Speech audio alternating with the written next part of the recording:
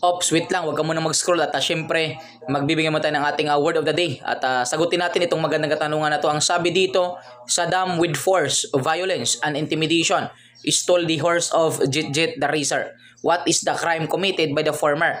Okay? Now, i-comprehend muna natin saglit. Ang sabi dito, itong si Saddam daw, may kasamang force, violence, and intimidation. Ninakaw niya yung kabayo ni Jit, yung nagpapalaki. So, possible din, class, na si Jit hindi yung may-ari kasi iba yung owner sa racer. Sometimes kasi iba yung may-ari, iba din yung nagpapalaki, lalo na pag mga hayop. Okay? What is the crime committed by the former? Ang tinatanong dito is, ano ba yung krimeng nagawa ng former? Si former dito, ang tinutukoy si Saddam kasi siya yung the first person mentioned in the sentence. Ang sabi sa pagpipilian, letter A, theft. Letter B, robbery. Letter C, qualified theft. Letter D, cattle rustling. Now, maganda yung katanungan, lalo na yung pagpipilian. Kasi nga yung pagpipilian, puro pagnanakaw eh. Yung katanungan natin is pagnanakaw din to. Okay? Pero class, unang-una sa lahat, ikis na natin yung ating theft. Okay? Ang unang i-eliminate is theft. Bakit? Kasi nga sabi sa katanungan natin class, with force, violence, and intimidation.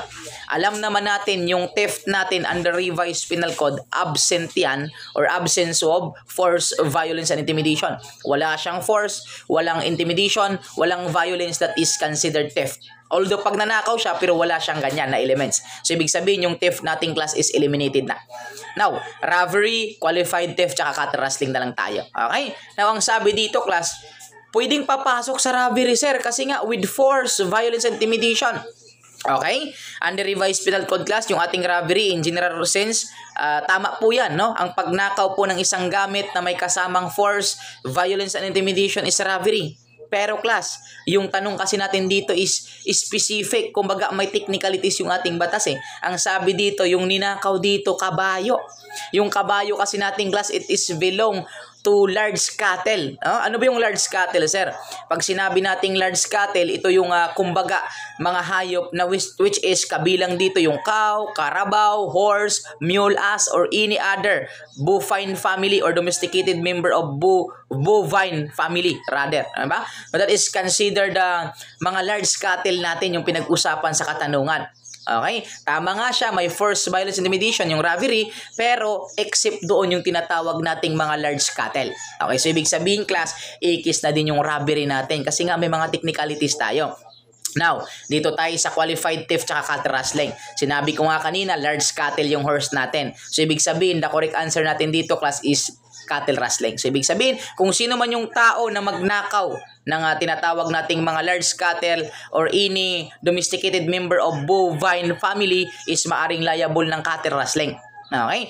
Now, sir, baka yung cattle rustling wala yung force, violence, intimidation. No, meron siya kasi ang sinabi doon, ang cattle rustling class, it is taking away of large cattle, okay, without the consent of the owner.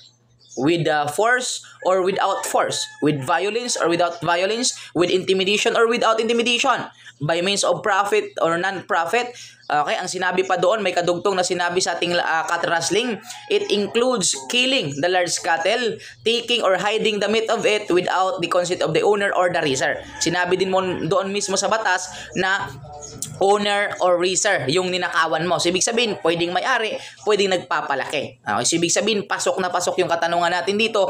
Pasok yan sa tinatawag nating cattle rustling. Sir, bakit hindi po pwedeng qualified theft? Sinabi po ng ating batas under revised penal code na ang pagnanakaw din po ng large cattle is qualified theft. Naguguluhan po kami sa ano ba yung susundin namin? Tandaan nating class, may kasabihan nga tayo, the prevailing laws will always prevail. Yung bago yung susundin natin.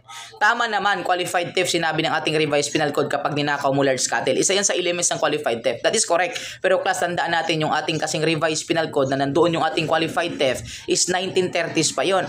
Yung ating cattle rustling kasi under Presidential Decree 533 Act of 1974. So ano yung susundin natin? Yung luma o yung bago? Siyempre yung bago. Kasi the prevailing laws will always prevail. So ibig sabihin, ang sundin natin itong cattle rustling. Okay? Ayan. So the correct answer natin dyan class is walang iba kundi yung cattle rustling, that is called delta. Yung tamang sagot. Paano naman po sir kung baboy yan or kambing? Ang baboy kasi class at kambing hindi siya kabilang sa large cattle. Okay? So, ulitin natin, kung sino man yung magnakaw ng mga large cattle or any member of domesticated bovine family, kasama doon yung ating cow, carabao, yung horse, yung mule, yung ass, ay maaring liable ng Cutter Wrestling under PD 533 natin. So sana nakatulong sa inyo. At syempre, ito pa din yung lingkod, your Mr. of the Day, Emmanuel the Master Showman, Villa Easter Blacalos sa CVRC National Tour and Registered Criminal Justice. Nagsasabi sa inyo na para pumasa sa board examination, kailangan natin ang baso siya at tsamba. Baso siya, basa, sulat, and share, sabi ng tsamba, tiyaga, sipag at manalangin bawat araw. Thank you so much. God bless you all.